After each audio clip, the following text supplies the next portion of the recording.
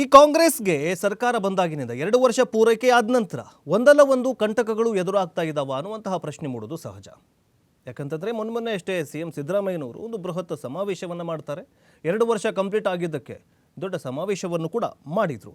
ಆದರೆ ಸಮಾವೇಶ ಮುಗಿದ ನಂತರ ಹಳೆ ಪ್ರಕರಣಗಳು ಏನಂದರೆ ಈ ಮೂಡ ಜೊತೆಗೆ ಈ ವಾಲ್ಮೀಕಿ ಹಗರಣ, ಈ ಕಾಲ್ ತುಳಿತ ಇವೆಲ್ಲವುಗಳಿಂದ ರೋಸಿ ಹೋಗಿರುವಂತಹ ಕಾಂಗ್ರೆಸ್ ಹೈಕಮಾಂಡ್ ಕೂಡ ಏನು ಮಾಡ್ತಾ ಇದ್ದೀರಾ, 8ರಿಂದ 10 ಜನ ಶಾಸಕರು ಬರ್ತಾ ಇಲ್ಲ ವಿಧಾನಸೌಧಕ್ಕೆ, ಅವ್ರು ಕೆಲಸ ಮಾಡ್ತಾ ಇಲ್ಲ, ಸೊ ನೀವು ಬೇರೆ ಸಂಪುಟ ಪುನರ್ರಚನೆ ಮಾಡೋಕೆ ಬರ್ತಿದ್ದೀರಾ ಅಂತ ಮೊನ್ನೆ ದಿಲ್ಲಿ ಹೋದಾಗ ಹೈಕಮಾಂಡ್ ಹೇಳಿದೆಯಂತೆ.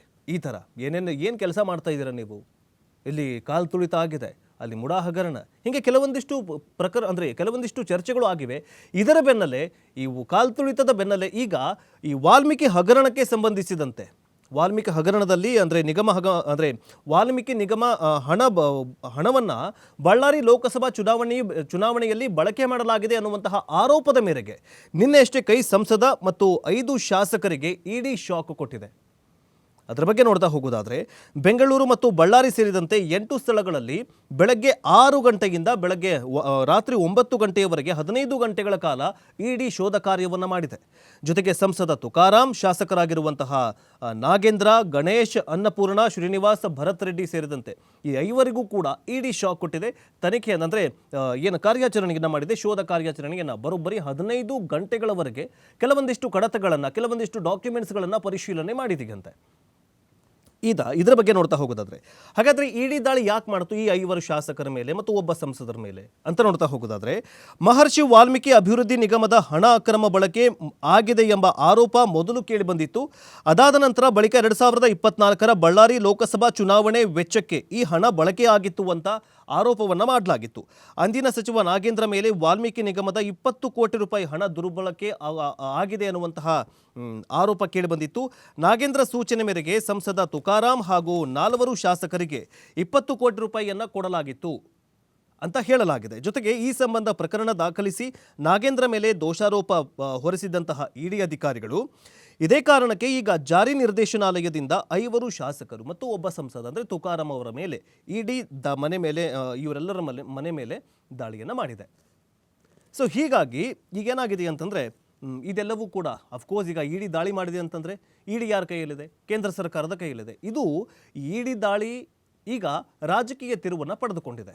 ಅಫ್ಕೋರ್ಸ್ ರಾಜಕೀಯ ತಿರುವು ಪಡೆದುಕೊಳ್ಳುತ್ತೆ. ಏನಂತಂದರೆ ಕಾಂಗ್ರೆಸ್ ಅವರು ಆರೋಪ ಮಾಡ್ತಾ ಇದ್ದಾರೆ. ಏನು ಆರೋಪ ಮಾಡ್ತಾ ಇದ್ದಾರೆ? ಇದು ರಾಜಕೀಯ ಪ್ರೇರಿತ. ಇಡಿಯವರು ಬಿಜೆಪಿ ಶಾಸಕರು, ಸಂಸದರು, ನಾಯಕರ ಮೇಲೆ ಎಷ್ಟು ಬಾರಿ ದಾಳಿ ಮಾಡಿದ್ದಾರೆ? ಬರೀ ಕಾಂಗ್ರೆಸ್ ಅವರ ಮೇಲೆ ಅಥವಾ ವಿಪಕ್ಷದವರ ಮೇಲೆಯೇ ದಾಳಿ ಮಾಡ್ತಾ ಇದ್ದಾರೆ. ಇಡಿಯನ್ನು ಕೆಟ್ಟ ಉದ್ದೇಶಕ್ಕೆ ಬಳಸ್ಕೊಳ್ತಾ ಇದ್ದಾರೆ, ರಾಜಕೀಯ ದುರುದ್ದೇಶಕ್ಕೆ ಬಳಸ್ಕೊಳ್ತಾ ಇದ್ದಾರೆ ಅಂತ ಈಗ ಆರೋಪಗಳನ್ನು ಮಾಡ್ತಾ ಇದ್ದಾರೆ. ಹಾಗಾದರೆ ಯಾರ್ಯಾರು ಏನೇನು ಹೇಳಿದ್ರಂತ ನೋಡ್ಕೊಂಡು ಬನ್ನಿ.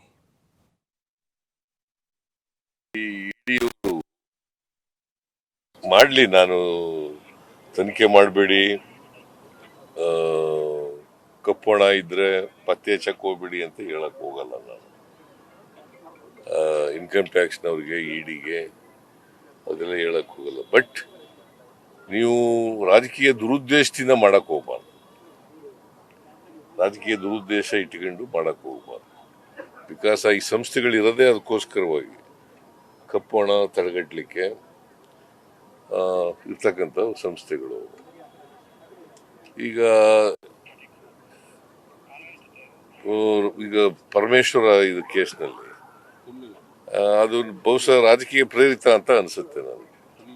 ಅಲ್ಲ, ಸುಪ್ರೀಂ ಕೋರ್ಟ್ ನೆನೆಸ್ತಾ ಇದೆ ಅಂತಂದ್ರೆ ಎಲ್ಲೋ ಒಂದ್ ಕಡೆ ಅವ್ರಿಗೂ ಎಲ್ಲೋ ಒಂದು ಅನುಮಾನ ಬಂದಿದೆ.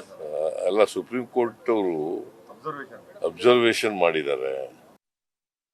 ನನಗೆ ನಾನು ಇದ್ರ ಬಗ್ಗೆ ಈಗ ನಿಮ್ಮಿಂದ ತಿಳ್ಕೊತಾರೆ. ಇದಕ್ಕಿಂತ ಮುಂಚೆ ಯಾರೋ ಹೇಳಿದ್ರು ಈಗಾಗಲೇ ಆಗಿದೆ ಅಂತ ಹೇಳಿ ಸಂಪೂರ್ಣ ಮಾಹಿತಿ ತಿಳ್ಕೊಂಡು ಮಾತಾಡ್ತೇನೆ. ಸ್ವಾಭಾವಿಕವಾಗಿ ನೋಡಿ, ಇದನ್ನ ಯಾರಾದರೂ ಆ ಹಣವನ್ನು ವಾಲ್ಮೀಕಿ ಹಣ ಮಾಡಿಕೊಂಡು ನಮ್ಮ ಕಾಂಗ್ರೆಸ್ಗೆ ಅಂಥದ್ದೇನೂ ಅನಿವಾರ್ಯತೆ ಬಂದಿಲ್ಲ. ಇವತ್ತು ಆ ಹಣವನ್ನು ಬಳಸ್ಕೊಂಡು ರಾಜಕೀಯ ಮಾಡಬೇಕು ಅಂತ ಹೇಳಿ, ಯಾಕಂದ್ರೆ ನಿಗಮಗಳನ್ನ ಆ ಜನರ ಒಳಿತಿಗಾಗಿಯೇ ನಮ್ಮ ಸರ್ಕಾರ, ನಮ್ಮ ಮುಖ್ಯಮಂತ್ರಿಗಳು ನಿರಂತರವಾಗಿ ತಮ್ಮ ಜೀವನೋದ್ದಕ್ಕೂ ಕೂಡ ಅವರು ಹೋರಾಟ ಮಾಡ್ಕೊಂಡು ಬಂದಿದ್ದಾರೆ. ಸೊ ಹೀಗಾಗಿ ಆ ಒಂದು ಪಾಪದ ಹಣವನ್ನು ಬಳಸುವಂಥ ಅನಿವಾರ್ಯತೆ ನಮ್ಮ ಪಕ್ಷಕ್ಕಿಲ್ಲ. ನನಗೆ ನಾನು ಇದ್ರ ಬಗ್ಗೆ ಈಗ ನಿಮ್ಮಿಂದ ತಿಳ್ಕೊತಾರೆ. ಇದಕ್ಕಿಂತ ಮುಂಚೆ ಯಾರೋ ಹೇಳಿದ್ರು ಈಗಾಗಲೇ ಹಿಂಗೆ ಆಗಿದೆ ಅಂತ ಹೇಳಿ ಸಂಪೂರ್ಣ ಮಾಹಿತಿ ತಿಳ್ಕೊಂಡು ಮಾತಾಡ್ತೀನಿ.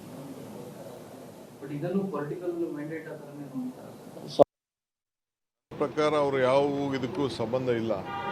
ಯಾರೋ ಏನೋ ಚೀಟಿ ಬರ್ಕೊಂಡಿದ್ದ ಅಂತ ಹೇಳಿ ಮಾಧ್ಯಮದಲ್ಲಿ ಬಂದಿತ್ತು. ನಮ್ಮ ಮಂತ್ರಿಗಳಾಗಲಿ ನಮ್ಮ ಶಾಸಕರಾಗಲಿ ಯಾವುದಕ್ಕೂ ಇನ್ವಾಲ್ವ್ ಆಗಿಲ್ಲ. ಯಾವ ವೋಟರ್ಸ್ಗೂ ದುಡ್ಡು ಹಂಚಿಲ್ಲ. ಅವ್ರು ಯಾವ ಎಲೆಕ್ಷನಲ್ಲಿ ಯಾವ ಹಣನೂ ಉಪಯೋಗಿಸಿಲ್ಲ. ಏನು ಆ ದುಡ್ಡು ಮಿಸ್ಯೂಸ್ ಯಾರೋ ಅಧಿಕಾರಿಗಳು ಮಾಡಿದ್ರು ಅದನ್ನು 90% ರಿಕವರಿ ಮಾಡಿದ್ದಾರೆ ಅಂತ ಹೇಳಿ ನನಗೆ ಆಫೀಸರ್ಸ್ ತಿಳಿಸಿದ್ರು. ಸೊ ನಮ್ಮ ಶಾಸಕರಿಗೂ ಇದಕ್ಕೂ ಈ ಒಂದು ಎಸ್ ಟಿ ವಾಲ್ಮೀಕಿ ಇದಕ್ಕೂ ಯಾವ ಥರದ ಸಂಬಂಧನೂ ಇಲ್ಲ. ನಮ್ಮ MP ಗೂ ಸಂಬಂಧ ಇಲ್ಲ, ನಮ್ಮ MLA ಗೂ ಸಂಬಂಧ ಇಲ್ಲ. ನನ್ನ ಪ್ರಕಾರ ಅವರು ಯಾವ ಇದಕ್ಕೂ ಸಂಬಂಧ ಇಲ್ಲ. ಯಾರೋ ಅಥವಾ ಏನೋ ಚೀಟಿ ಬರ್ಕೊಂಡಿದ್ದ ಅಂತ ಹೇಳಿ ಮಾಧ್ಯಮದಲ್ಲಿ ಬಂದಿತ್ತು. ನಮ್ಮ ಮಂತ್ರಿಗಳಾಗಲಿ ನಮ್ಮ ಶಾಸಕರಾಗಲಿ ಯಾವುದಕ್ಕೂ ಇನ್ವಾಲ್ವ್ ಆಗಿಲ್ಲ. ಒಂದು ಉದಾಹರಣೆ ಇದೆ. ಪ್ರಪಂಚದಲ್ಲಿ ಮೊದಲನೇ ಇಡಿ ರೇಡ್ ಆಗಿರೋದು ತಮಿಳುನಾಡು ಫಾರ್ಮರ್ ಮೇಲೆ ಕೂಡ ರೇಡ್ ಮಾಡಿದ್ದಾರೆ. ಒಬ್ಬ ರೈತರ ಮೇಲೆ, ರೈತ ಕುಟುಂಬದ ಮೇಲೆ ಕೂಡ ಫಾರ್ಮರ್ ಅಲ್ಲಿ ಕೂಡ ಇಡಿ ರೇಡ್ ಆಗಿದೆ. ಸೊ ಇಂಥ ಇಡಿಗಳು ಎಲ್ಲಿ ರೇಡ್ ಆಗಿದೆ ಅಂತೇಳಿ ಯಾರನ್ನ ಪಟ್ಟಿ ಕುತ್ಕೊಂಡು BJP ಮುಂದೆ ಮಾತನಾಡಿದ್ರೆ, ಪಟ್ಟಿ ಕುತ್ಕೊಂಡು BJP ಮುಖಂಡರು ನೀವು ಪಟ್ಟಿ ತೊಗೊಂಬಿಡ್ರಿ, BJP ಕೇಳ್ರಿ ಸರ್ ಇಡಿ ರೇಡ್ ಇಷ್ಟು ವರ್ಷ ಆಯ್ತು, ನಿಮ್ಮ 11 ವರ್ಷ ಆಗಿ ಇಷ್ಟು ರೈಡ್ಗಳು ಮಾಡಿದ್ದೀರಿ, ಏನು ಅನುಕೂಲ ಆಗಿದೆ ರಾಜ್ಯಕ್ಕಾಗಿರಲಿ ದೇಶಕ್ಕಾಗಿರಲಿ, ಏನು ಅನುಕೂಲ ಆಗಿದೆ? ಆಮೇಲೆ ಈ ಇಡಿ ರೈಡ್ನಾಗ ಇರ್ತಕ್ಕಂಥವ್ರು ಸಿಕ್ಕಂಡ್ರೆಲ್ಲರೂ ಇವತ್ತು ಮತ್ತೆ BJPಗೆ ಇದ್ದಾರೆ. ಅಲಿಗೇಷನ್ಸ್ ಮಾಡಿರ್ತಕ್ಕಂಥ ಇಡಿ ರೈಡು, CBI ರೈಡು, ಫೆರಾ ರೈಡುಗಳಲ್ಲಿ ಆಗಿರ್ತಕ್ಕಂಥದ್ದು ಏನು ಬೇರೆ ಪೊಲಿಟಿಕಲ್ ಲೀಡರ್ ಮೇಲೆ ಏನು ಚಾರ್ಜ್ ಶೀಟ್ಗಳು ಫೈಲ್ ಆಗಿದ್ವು, FIRಗಳು ಫೈಲ್ ಆಗಿದ್ವು, ಅವರೆಲ್ಲ ಇವತ್ತು BJPಗೆ ಇದ್ದಾರೆ. ಮತ್ತು ಇದು ಯಾರು ಹೆಂಗೆ ಹೇಳ್ಬೇಕೀಗ? ಈಗ ಅಜಿತ್ ಪವಾರ್ ಬಗ್ಗೆ ಭಾಳ ದೊಡ್ಡ ಭಾಷಣಗಳು ಮಾತನಾಡ್ತಾರೆ BJP ಅವರು. ಇವತ್ತು ಅಜಿತ್ ಪವಾರ್ ಸಾಹೇಬ್ರಲ್ಲಿದ್ದಾರೆ. ಮತ್ತೆ ಎಲ್ಲ ಮುಗಿತಲ್ಲ, ತನಿಖೆನೇ ಮುಗಿದು ಕ್ಲೋಸ್ ಆಗ್ಬಿಡ್ತಲ್ಲ ಅವ್ರ ಮೇಲೆ. ಮತ್ತು ಯಾವ್ದು ಸರಿ? ಮೊದಲು ಇಡಿ ಅವ್ರ ಮೇಲೆ ಆರೋಪ ಮಾಡಿದ್ದು ಸರಿಯೇನೋ, ಏನು ಈಗ ಮಾಡಿದ್ದು ಸರಿನೋ? ಅವ್ರದ್ದು ಒಂದು ವಾಷಿಂಗ್ ಪೌಡರ್ ಇದೆ, ವಾಷಿಂಗ್ ಮಿಷಿನ್ ಇದೆ.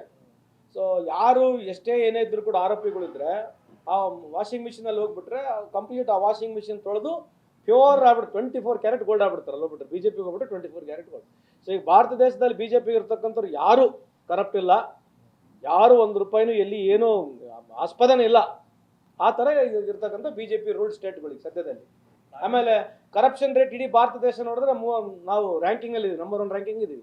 ರ್ಯಾಂಕಿಂಗು ಹೊರ ದೇಶದ ರ್ಯಾಂಕಿಂಗ್ಗಳು ನೋಡ್ತಾ ಇದ್ದಾರೆ, ಕರಪ್ಷನ್ ನಂಬರ್ 1 ಸ್ಥಾನದಲ್ಲಿ ಇದೀವಿ ನಾವು. ಸಂಬಂಧಿಲ್ಲ ಅವರು ಕ್ಯಾಬಿನೆಟ್ಗೆ ಬರ್ತಕ್ಕಂಥದ್ದು ಏನು ಸನ್ಮಾನ್ಯ ಮುಖ್ಯಮಂತ್ರಿಯವರಾಗಿರಲಿ, ನಮ್ಮ ಹೈಕಮಾಂಡ್ ಏನು ತೀರ್ಮಾನ ಮಾಡುತ್ತೆ ಅದಕ್ಕೆ ಸಂಬಂಧ ಇಲ್ಲ. ಇದು ಆನ್ಗೋಯಿಂಗ್ ಇದೆ ಇನ್ವೆಸ್ಟಿಗೇಷನ್. ಒಂದು ಉದಾಹರಣೆ ಇದೆ. ಈ ವಾಷಿಂಗ್ ಮಷಿನ್ ಅಂತ ಸಂತೋಷ್ ಲಾಡ್ ಅವರು ಹೇಳ್ತಿದಾರಲ್ಲ, ಇಲ್ಲ ಒಂದು ಕಡೆ ಅದು ನಿಜ ಅಂತ ಅನಿಸುತ್ತೆ. ನಾನು ಭ್ರಷ್ಟಾಚಾರ ಮುಕ್ತ ದೇಶವನ್ನು ಮಾಡ್ತೀನಿ, ನಾನು ಭ್ರಷ್ಟಾಚಾರ ಮುಕ್ತವನ್ನು ದೇಶ ಮಾಡ್ತೀನಿ, ಯಾರ್ಯಾರು ಕಪ್ಪು ಹಣವನ್ನು ರಿಟರ್ನ್ ತರ್ತೀನಿ ಅಂತ ಏನೇನೆಲ್ಲ ಹೇಳಿದ್ರಲ್ಲ, ಅದ್ರ ಬಗ್ಗೆ ಯಾರೂ ಮಾತೇ ಆಡಲಿಲ್ಲ. ಭ್ರಷ್ಟಾಚಾರ ಮುಕ್ತ ಮಾಡ್ತೀನಿ, ಯಾರು ಭ್ರಷ್ಟಾಚಾರ ಮಾಡ್ತಾರಲ್ಲ, ಅಧಿಕಾರಿಗಳಾಗಿರಬಹುದು ಅಥವಾ ರಾಜಕಾರಣಿಗಳಾಗಿರಬಹುದು, ಅವರನ್ನು ನಾನು ಅವರಿಗೆ ಬುದ್ಧಿ ಕಲಿಸುವಂಥ ಕೆಲಸ ಮಾಡ್ತೀನಿ ಅಂತ ಹೇಳಿಬಿಟ್ಟು ಏನು ಪ್ರಧಾನಿ ನರೇಂದ್ರ ಮೋದಿ ಅವರು ಅಧಿಕಾರಕ್ಕೆ ಬರ್ತಾರಲ್ಲ, ಬಂದ ನಂತರ ಏನಾಯಿತು? ಇಡೀ 11 ವರ್ಷದಿಂದ ಈ ಕ್ಷಣದವರೆಗೆ, ಇವತ್ತಿನ ಈ ಕ್ಷಣ 7 ಗಂಟೆ ಆಗಿದೆ ಈಗ, ಈ ಕ್ಷಣದವರೆಗೆ ಯಾವ್ಯಾವ ಪಕ್ಷದ ರಾಜಕಾರಣಿಗಳ ಮೇಲೆ, ಅಧಿಕಾರಿಗಳ ಮೇಲೆ, ಯಾವ್ಯಾವ ಬಿಸ್ನೆಸ್ ಮ್ಯಾನ್ಗಳ ಮೇಲೆ ರೇಡನ್ನು ಮಾಡಿದೆಯಲ್ಲ, ಅದು ರೇಡನ್ನು ನೋಡಿದಾಗ ಅತಿ ಹೆಚ್ಚು ರೇಡ್ ಆದಂಥದ್ದು ಏನಂತಂದರೆ ಅವ್ರಿಗೆ ಬೇಡದೇ ಇರುವಂತಹ ವ್ಯಕ್ತಿಗಳ ಮೇಲೇ, ಅಂದರೆ ಇದು ವಿಪಕ್ಷದವರ ಮೇಲೇ ಆಗಿದೆ. ಅಂದರೆ ಕಾಂಗ್ರೆಸ್ ಆಗಿರಬಹುದು, NCP ಆಗಿರಬಹುದು, ಅಥವಾ ಮತ್ತೊಂದು ಆಗಿರಬಹುದು. ಸೊ ಹೀಗೆ ಅವರು ಇಡಿಯನ್ನು ಕೆಟ್ಟ ದುರ್ಬಳಕೆ ಮಾಡ್ಕೊಳ್ತಾ ಇದ್ದಾರೆ. ಕೇಂದ್ರ ಸರ್ಕಾರ ಇಡಿಯನ್ನು ಮಾಡಿ ತಮ್ಮ ಕಡೆಗೆ ಸೆಳೆಕೊಳ್ಳುವಂತಹ ಕೆಲಸ ಮಾಡ್ತಾ ಇದ್ದಾರೆ. ಇದೇ ಪವಾರ್ ಅವರ ಮೇಲೆ, ಅಜಿತ್ ಪವಾರ್ ಅವರ ಬಗ್ಗೆ ಇದೇ ದೇವೇಂದ್ರ ಫಡ್ನವೀಸ್ ಅವರು ಏನೇನೋ ಭಾಳ ಮಾತಾಡಿದರು. ಇಡಿ ರೇಡ್ ಆಗುತ್ತೆ, ಎಲ್ಲವೂ ರೇಡ್ ಆಗುತ್ತೆ. ಅದಾದ ನಂತರ ರೇಡ್ ಆದ ತಕ್ಷಣ ಏನು ಮಾಡ್ತಾರೆ ಅಂತಂದರೆ, ಅವರು ಈ ಮೊನ್ನೆ ಅಷ್ಟೇ 2023ರಲ್ಲಿ ಮಹಾರಾಷ್ಟ್ರದಲ್ಲಿ ಚುನಾವಣೆ ಆಗುತ್ತೆ. ಚುನಾವಣೆ ಆದ ನಂತರ ಅಜಿತ್ ಪವಾರ್ ಅವರು ಈಗ ಮಹಾರಾಷ್ಟ್ರದ DCM ಆಗಿದ್ದಾರೆ. ಅಂದರೆ ವಾಷಿಂಗ್ ಮಷಿನ್ಗೆ ಹಾಕಿಬಿಡ್ತಾರೆ ಭ್ರಷ್ಟ ಅಧಿಕಾರಿಯನ್ನು ಅಥವಾ ಭ್ರಷ್ಟ ರಾಜಕಾರಣಿಗಳನ್ನು. ಸೊ ಹೀಗಾಗಿ ಅವರನ್ನು ಅಂದರೆ ವಾಷಿಂಗ್ ಮಷಿನ್ಗೆ ಹಾಕಿದ ನಂತರ ಅವರನ್ನು ತೊಳೆದು 24 ಕ್ಯಾರೆಟ್ ಏನಂತಂದರೆ ಅವ್ರನ್ನ 24 ಕ್ಯಾರೆಟ್ ಅಂದರೆ ಶುದ್ಧ ರಾಜಕಾರಣಿ ಅಂತ ಮಾಡ್ತಾರೆ. ಯಾರು BJP ಅವರು ಮಾಡ್ತಾರೆ ಅಂತ ಸಂತೋಷ್ ಲಾಡ್ ಅವರು ಹೇಳ್ತಿದ್ದಾರೆ. ಇರಲಿ, ನೋಡೋಣ ಈ ಇಡಿ ರೇಡ್ ಎಲ್ಲಿವರೆಗೂ ಹೋಗುತ್ತೆ, ಅಥವಾ